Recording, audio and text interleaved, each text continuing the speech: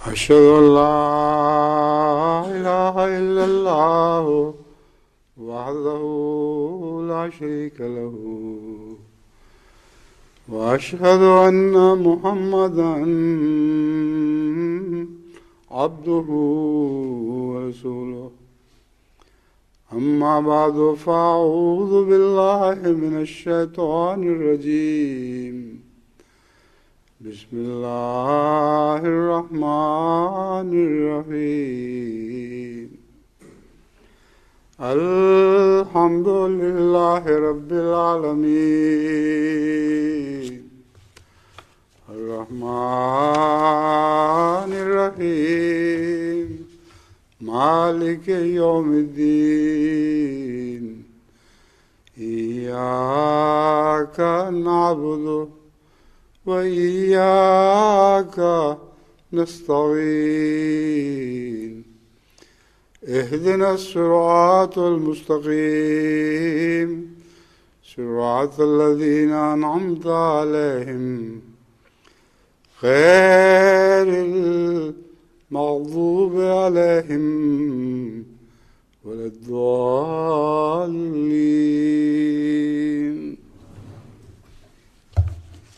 ومن آياته أن خلق لكم من أنفسكم أزواجا لتسكنوا إليها وجعل بينكم مودة ورحمة إن في ذلك لآيات لقوم يتفکرون۔ سورہ روم آیت 22، اس کا سادہ ترجمہ یہ ہے، اور اس کے نشانات میں سے یہ بھی ہے کہ اس نے تمہارے لیے تمہاری ہی جنس میں سے جوڑے بنائے تاکہ تم ان کی طرف تسکین حاصل کرنے کے لیے جاؤ، اور اس نے تمہارے درمیان محبت اور رحمت پیدا کر دی ہے۔ یقیناً اس میں ایسی قوم کے لیے جو غور و فکر کرتے ہیں بہت سے نشانات ہیں۔ پھر شادی سے پہلے اور شادی کے دوران اور اس کے بعد بھی یہ دعا کرتے رہنا بڑا ضروری ہے۔ والذین یقولون ربنا ھب لنا من ازواجنا وذریاتنا قرۃ اعین واجعلنا للمتقین اماما۔ یہ دعا شادی کے بعد بھی ضروری ہے، بلکہ پہلے بھی، اور اگر ایک جوڑے میں سے کوئی فوت ہو جائے اس کے بعد بھی اولاد تو بہرحال رہتی ہے، اس لیے مسلسل ہمیشہ باقاعدگی سے شادی شدہ جوڑوں کو شادی سے پہلے، دوران اور بعد میں، یعنی کسی ایک کی وفات کے بعد بھی یہ دعا جاری رکھنی چاہیے۔ اس ضمن میں چند احادیث میں آپ کے سامنے پیش کرتا ہوں۔ حضرت ابو ہریرہ رضی اللہ تعالیٰ عنہ بیان کرتے ہیں کہ کسی عورت سے 4 اسباب کی بنا پر شادی کی جاتی ہے۔ یہ حضرت صلی اللہ علیہ وآلہ وسلم نے جو فرمایا وہی بات حضرت ابو ہریرہ بیان کرتے ہیں۔ اس کے مال کی وجہ سے، اس کے حسب و نسب کی وجہ سے، اس کے حسن و جمال کی وجہ سے، یا اس کی دینداری کی وجہ سے۔ ان ساروں باتوں میں سے حضرت صلی اللہ علیہ وآلہ وسلم کی نصیحت یہ ہے، لیکن تو دیندار عورت کو ترجیح دے، اللہ تیرا بھلا کرے۔ حضرت معقل بن یسار رضی اللہ تعالیٰ عنہ سے مروی ہے، ایک شخص رسول اللہ صلی اللہ علیہ وسلم کے پاس آیا اور کہنے لگا کہ میرے پاس ایک ایسی عورت کی شادی کا پیغام آیا ہے جو اچھے خاندان اور مرتبے والی ہے، مگر اولاد پیدا کرنے کے قابل نہیں ہے، کیا میں اس سے شادی کر لوں؟ اب اس کے خاندان اور مرتبے کی خاطر اس نے اسے شادی کا فیصلہ کیا تھا، مگر حضرت صلی اللہ علیہ وآلہ وسلم نے فرمایا نہیں۔ دوبارہ پھر پوچھنے آیا تو پھر بھی منع فرما دیا۔ تیسری مرتبہ پھر اجازت لینے کے لیے آیا تو آپ نے روک دیا اور فرمایا کہ ایسی عورت سے شادی کرو جو زیادہ بچے جننے والی، بہت محبت کرنے والی ہو، میں تمہاری وجہ سے کثرت حاصل کرنے والا ہوں۔ اب شادی سے پہلے کیسے پتہ چل سکتا ہے کہ کوئی عورت بہت بچے پیدا کرنے والی ہوگی، اس کے خاندانی روایات پر نگاہ رکھی جاتی ہے۔ اگر ماں اور باپ اچھے بچوں والے ہوں تو وہ لازماً ان کی بیٹی بھی پھر اچھی بچوں والی ہی ہوگی۔ اور جہاں تک اس کی محبت کا تعلق ہے، وہ پوچھ گچھ سے، تحقیق سے پتہ چل سکتا ہے اس کی محبت والی طبیعت ہے کہ نہیں۔ ایک حدیث ہے، سنن نسائی سے لی گئی ہے، حضرت عبداللہ بن عمر بن العاص رضی اللہ تعالیٰ عنہ سے مروی ہے کہ رسول اللہ صلی اللہ علیہ وسلم نے فرمایا کہ دنیا ساری کی ساری فائدہ والی چیز ہے، اور دنیا کی بہترین فائدہ والی چیز نیک عورت ہے۔ اسی طرح ایک روایت ہے، حضرت ابو داؤد کتاب النکاح سے لی گئی ہے، حضرت جابر بن عبداللہ رضی اللہ تعالیٰ عنہ بیان کرتے ہیں کہ حضور صلی اللہ علیہ وسلم نے فرمایا کہ تم میں سے کوئی جب کسی عورت سے رشتہ طے کرنا چاہے تو اگر ہو سکے تو پہلے اس کے بارے میں تحقیق کر لے۔ حضرت جابر رضی اللہ تعالیٰ کہتے ہیں کہ میں نے ایک لڑکی سے رشتہ کرنا چاہا تو میں نے پہلے پوشیدہ طور پر اس کے بارے میں معلومات حاصل کر لیں اور پھر اس سے شادی کی۔ بس پوشیدہ طور پر جماعت کے ذریعے یا اور اپنے ذرائع سے بچی کے متعلق تحقیق ضرور کر لینی چاہیے کہ کس قسم کی ہے۔ ایک روایت ترمذی سے حضرت مغیرہ رضی اللہ تعالیٰ عنہ کی لی گئی ہے، انہوں نے ایک جگہ منگنی کا پیغام دیا تو نبی اکرم صلی اللہ علیہ وسلم نے فرمایا اس لڑکی کو دیکھ لو، کیونکہ دیکھنے سے تمہارے اور اس کے درمیان موافقت اور الفت کا امکان زیادہ ہے۔ یہی ہمارا رواج ہے، اور پردہ اپنی جگہ ہے، لیکن ماں باپ کی موجودگی میں ہونے والے رشتے یا رشتے کے خواہش مند لڑکے کو اپنے ماں باپ اپنی موجودگی میں مثلا کھانے پہ بلا سکتے ہیں، اور وہاں وہ جس لڑکی سے شادی کرنا مقصود ہو اس کو اپنی آنکھوں کے سامنے دیکھ لے، اس میں کوئی گناہ نہیں، اور یہی حضرت صلی اللہ علیہ وسلم کی نصیحت ہے۔ اس طرح بعض لوگ تصویریں بھی منگواتے ہیں، لیکن تصویر سے بہتر طریقہ یہی ہے کہ لڑکا ایک دفعہ خود لڑکی کے ماں باپ کی موجودگی میں اس کو دیکھ لے۔ ایک روایت حضرت ابن عباس رضی اللہ تعالیٰ عنہ کی ہے کہ ایک کنواری لڑکی حضرت صلی اللہ علیہ وسلم کے پاس آئی اور بیان کیا کہ اس کے والد نے اس کی شادی کی ہے اور یہ شادی اسے ناپسند ہے۔ چنانچہ حضرت صلی اللہ علیہ وسلم نے اسے اختیار دیا کہ وہ چاہے تو اس نکاح کو قائم رکھے، اگر چاہے تو اس کو رد کر دے۔ اب ہماری جماعت میں بھی خدا کے فضل سے یہی رواج ہے، اگر کوئی لڑکی مجھے شکایت کرے کہ میں فلاں جگہ رشتہ نہیں چاہتی اور میرے ماں باپ نے زبردستی کر دی ہے، تو میں اصلاح و ارشاد کے سپرد کرتا ہوں کہ خود جا کے تحقیق کریں۔ اگر ماں باپ کی غلطی ہو تو لڑکی کو اس نکاح سے آزاد کروایا جائے، اور اگر لڑکی کی اپنی غلطی ہو تو اس کو سمجھا دیا جائے۔ اور جتنے معاملات میں بھی میں نے یہ قدم اٹھایا، اللہ تعالیٰ کے فضل سے کہیں بھی ناکام نہیں ہوا، ہر جگہ یا بچی سمجھ گئی یا والدین سمجھ گئے۔ ایک روایت بخاری کتاب النکاح میں حضرت عائشہ رضی اللہ تعالیٰ عنہا سے مروی ہے کہ میں نے عرض کی یا رسول اللہ، کنواری لڑکی تو شرماتی ہے، وہ کیسے ہاں کرے گی؟ فرمایا اس کی خاموشی اس کی رضامندی ہے۔ اگر پوچھنے پر لڑکی چپ رہے تو یہی اس کی رضامندی سمجھی جائے۔ دوسری قوم میں لڑکی دینا، حضرت مسیح موعود علیہ السلام فرماتے ہیں ہماری قوم میں یہ بھی ایک بد رسم ہے کہ دوسری قوم کو لڑکی دینا پسند نہیں کرتے، بلکہ حتی الوسع لینا بھی پسند نہیں کرتے۔ یہ سراسر تکبر اور نخوت کا طریقہ ہے جو احکام شریعت کے بالکل برخلاف ہے۔ بنی آدم سب خدا تعالیٰ کے بندے ہیں، رشتے ناطے میں یہ دیکھنا چاہیے کہ جس سے نکاح کیا جانا ہے وہ نیک بخت اور نیک وضع آدمی ہے، اور کسی ایسی آفت میں مبتلا تو نہیں جو موجب فتنہ ہو۔ اور یاد رکھنا چاہیے کہ اسلام میں قوموں کا بھی کچھ بھی لحاظ نہیں، صرف تقوی اور نیک بختی کا لحاظ ہے۔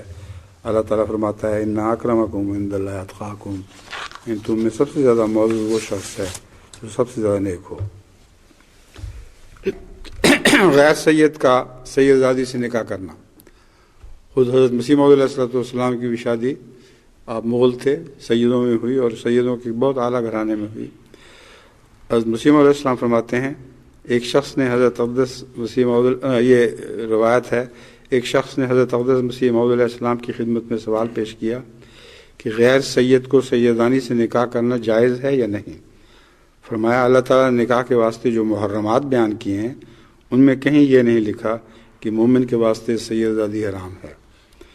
علاوہ ازیں نکاح کے واسطے طیبات کو تلاش کرنا چاہیے، اور اس لحاظ سے سیدزادی کا ہونا بشرطی کہ تقوی اور طہارت کے لوازمات اس میں ہوں افضل ہے۔ ایک دوست کا سوال پیش ہوا غیر کفر میں نکاح۔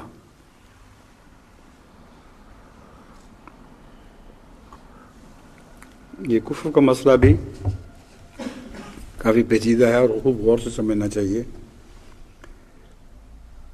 ایک احمدی اپنی ایک لڑکی غیر کفر کو ایک احمدی کے ہاں دینا چاہتا ہے، حالانکہ اپنی کفر میں رشتہ موجود ہے۔ اب یہ دو شرطیں ہو گئی ہیں، غیر کفر میں غیر لڑکے سے جو خاندان سے باہر ہے وہ کفر ہے، اور ایک کفر کا رشتہ اپنے گھر میں بھی موجود ہے۔ حضرت اقدس علیہ السلام نے فرمایا کہ اگر حسب مراد رشتہ ملے تو اپنے کفر میں کرنا چاہیے، اپنے ہی کفر میں ہو تو بہتر ہے بنسبت غیر کفر کے، لیکن یہ امر ایسا نہیں کہ بطور فرض کے ہو۔ ہر ایک شخص ایسے معاملات میں اپنی مصلحت اور اپنی اولاد کی بہتری کو خوب سمجھ سکتا ہے۔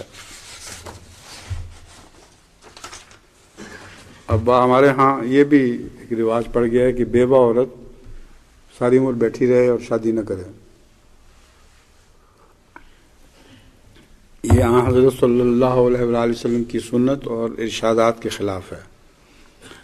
حضرت مسیح موعود علیہ السلام فرماتے ہیں اگر کسی عورت کا خاوند مر جائے تو وہ عورت جوان ہی ہو، دوسرا خاوند کرنا ایسا برا سمجھتی ہے جیسا کوئی بڑا بھاری گناہ ہوتا ہے، اور تمام عمر بیوہ اور ران رہ کر یہ خیال کرتی ہے کہ میں نے بڑے ثواب کا کام کیا ہے، حالانکہ اس کے لیے بیوہ رہنا سخت گناہ کی بات ہے۔ عورتوں کے لیے بیوہ ہونے کی حالت میں خاوند کر لینا نہایت ثواب کی بات ہے۔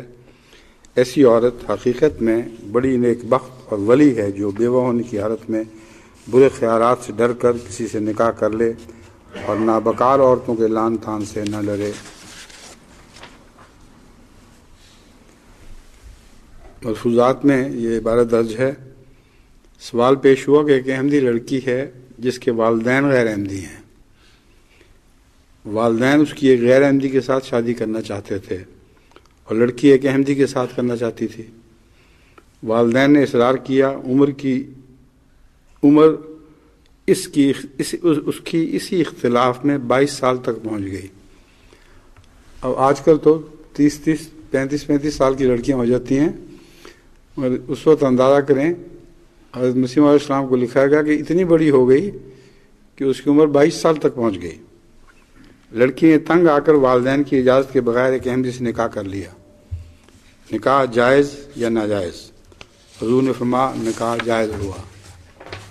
ایسی صورت میں احمدی ولی بن جاتا ہے، امیر جماعت ہو یا خلیفہ وقت کی طرف سے مقرر کردہ کوئی ولی بن جائے تو ایسا کرنا جائز ہے۔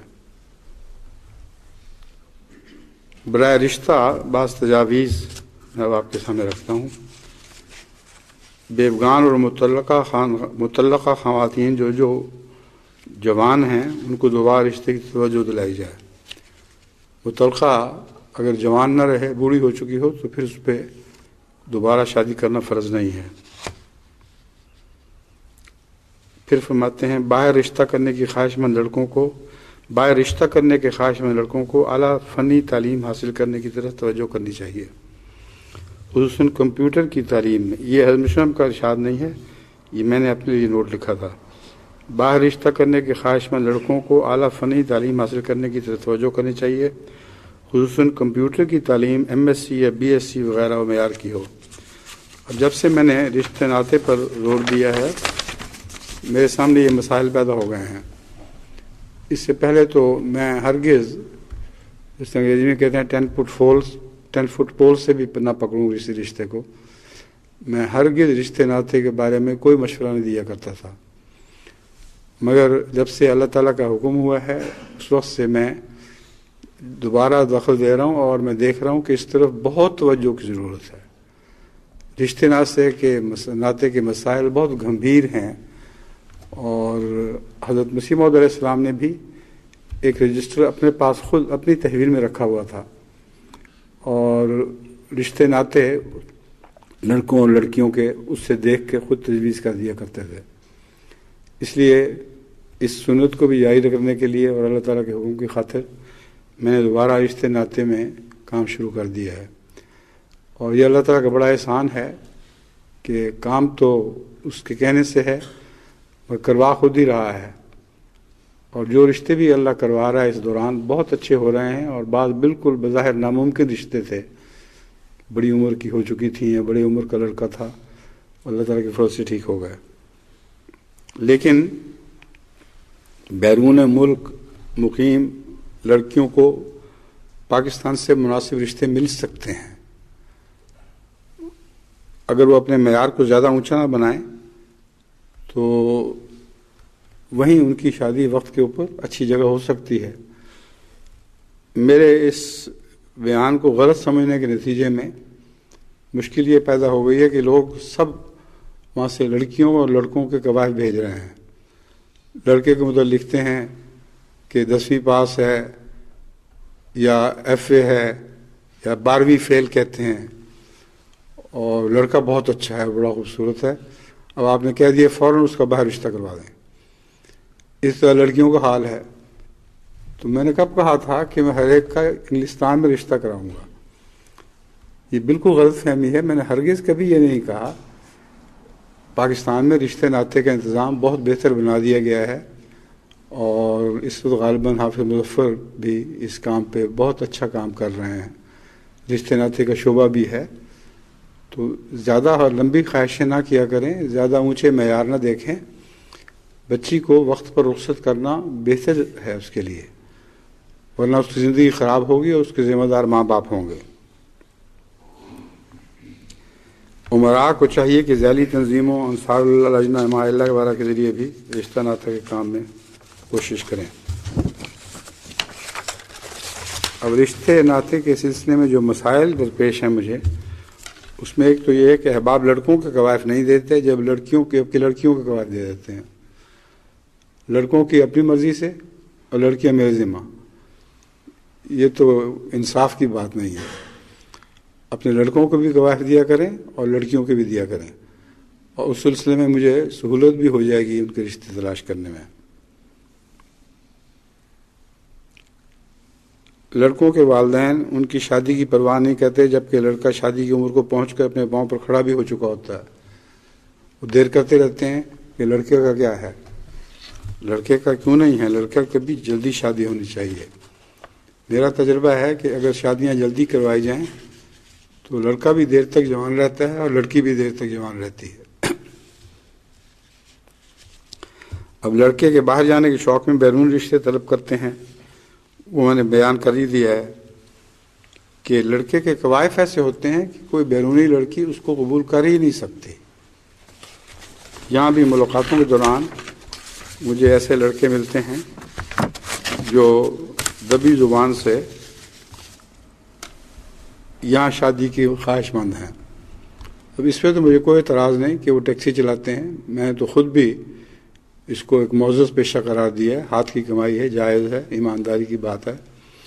مگر اگر تعلیم بھی نہ ہو، 10ویں یا 12ویں فیل، اور پھر یہاں تقاضا کریں کسی لڑکی سے، تو یہاں کی لڑکیاں بے تعلیم لڑکوں سے شادی کرنا ہرگز پسند نہیں کرتی، اور پھر جب ان کا گھر بار بھی کوئی نہ ہو تو آخر انہوں نے اپنی سہولت بھی تو دیکھنی ہے۔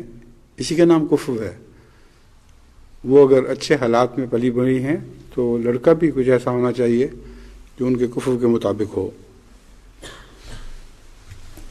اس طرح ایک یہ بھی مصیبت ہے کہ بیرون ملک رہنے والے لڑکے بعض اپنی مصلحتوں کی خاطر پاکستان میں شادی کر لیتے ہیں، بعض دفعہ ٹیکس کی خاطر، بعض دفعہ اپنے ماں باپ کی خدمت کروانے کی خاطر، اور پھر لڑکی کو دھوکہ دے کر اس کو شادی کے بعد بلاتے نہیں اور ٹال مٹول کرتے رہتے ہیں۔ ایسے بہت سے کیسے کیس میرے سامنے آئے ہوئے ہیں۔ بکثرت ایسا ہو رہا ہے. جرمنی کے بھی بہت سے کیس ایسے ہیں اور دوسرے ممالک کے بھی، لیکن جرمنی کے بہت زیادہ ہیں. تو امیر جماعت کو چاہیے کہ ایسے لڑکوں کا پتہ کر کے امور عامہ کے ذریعے ان کو پکڑیں اور نصیحت کریں. اگر انہوں نے دھوکہ بازی سے شادی کی ہے تو یہ قول سدید کے خلاف ہے اور اس کے نتیجے میں ان کا جماعت سے اخراج ہو سکتا ہے.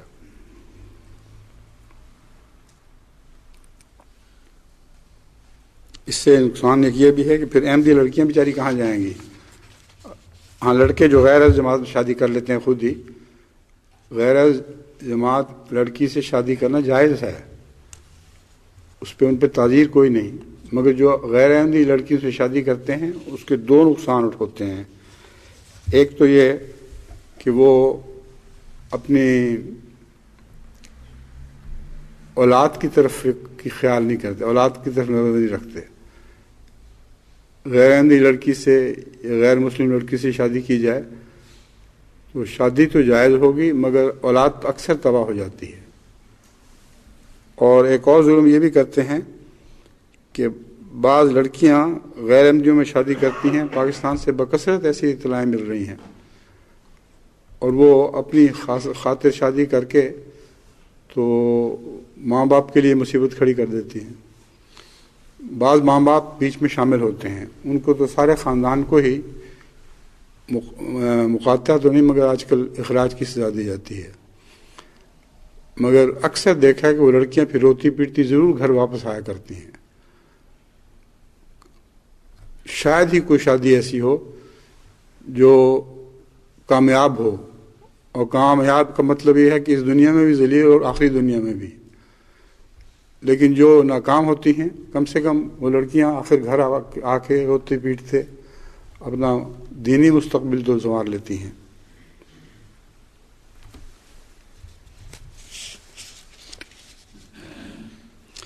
بعض لڑکیاں ایسی ہیں کہ جو غیر مسلموں میں بھی شادی کر لیتی ہیں.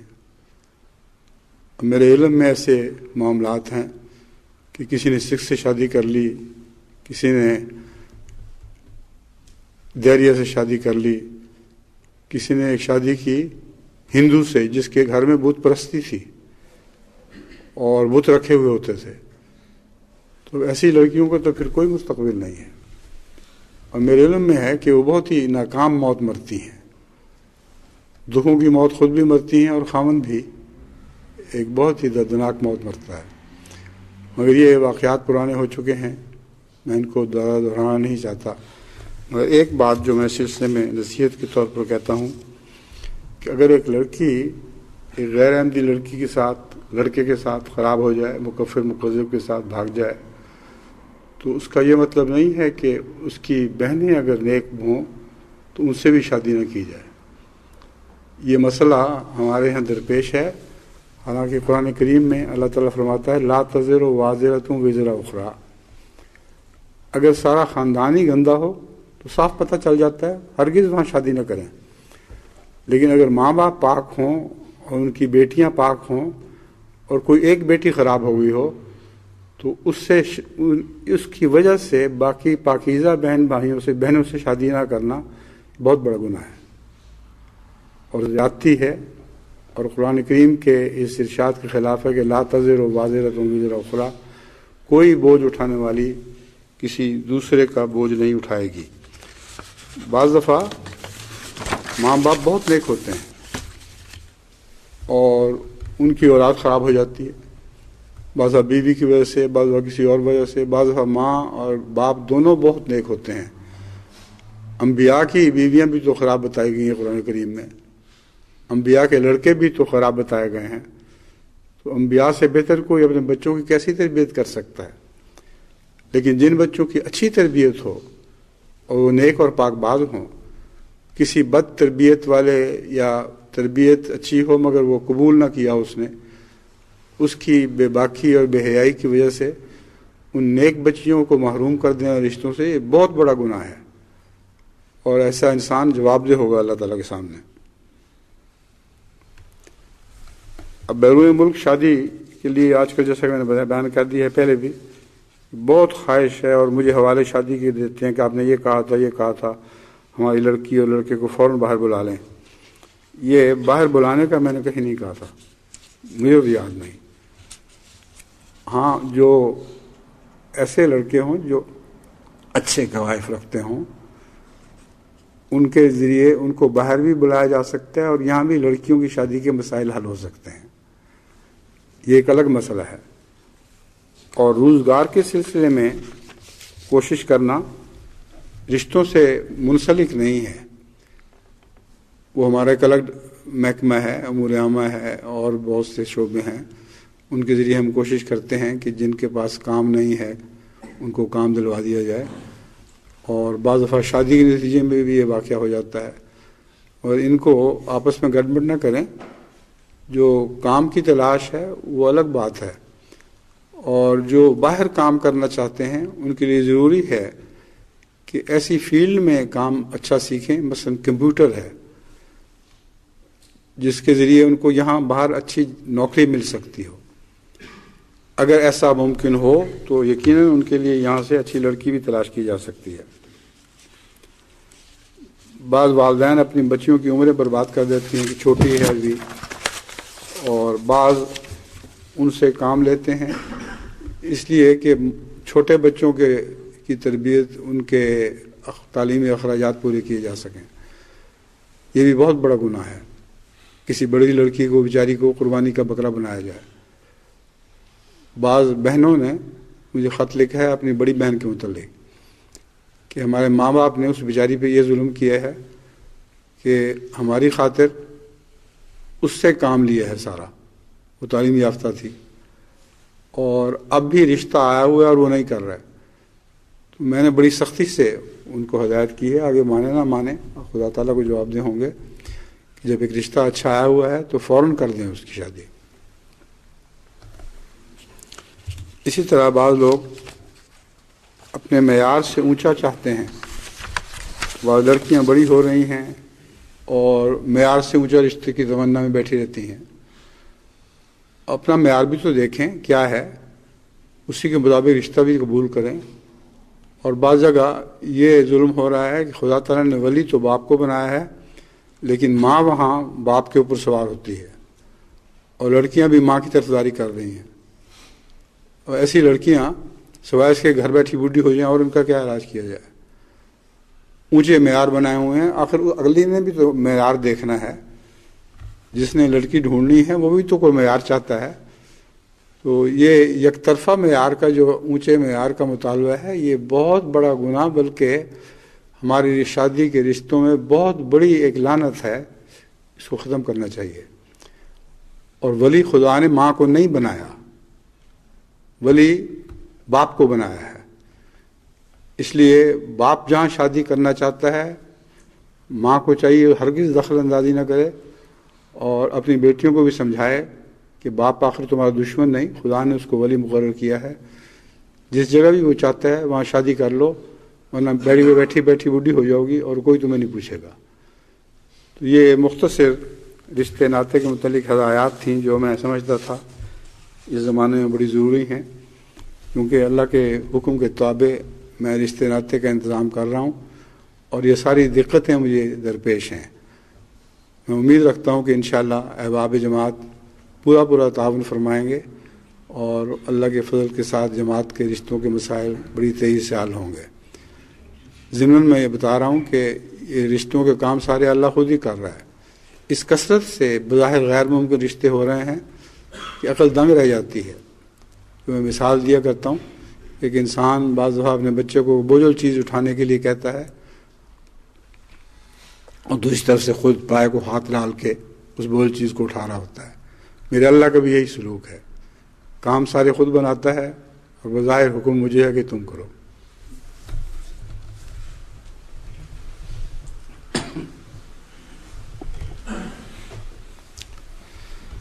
الحمدللہ نحمدہ ونستعینہ ونستغفرہ ونؤمن بہ ونتوکل علیہ ونعوذ باللہ من شرور انفسنا ومن سیئات اعمالنا من یہدہ اللہ فلا مضل لہ ومن يضلله فلا هادي له ونشهد أن لا إله إلا الله وحده لا شريك له ونشهد أن محمدا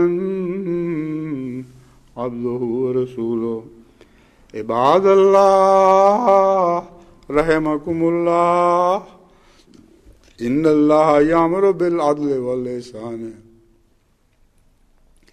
وإيتاء ذي القربى وينهى عن الفحشاء والمنكر والبغي يعظكم لعلكم تذكرون اذكروا الله يذكركم وادعوه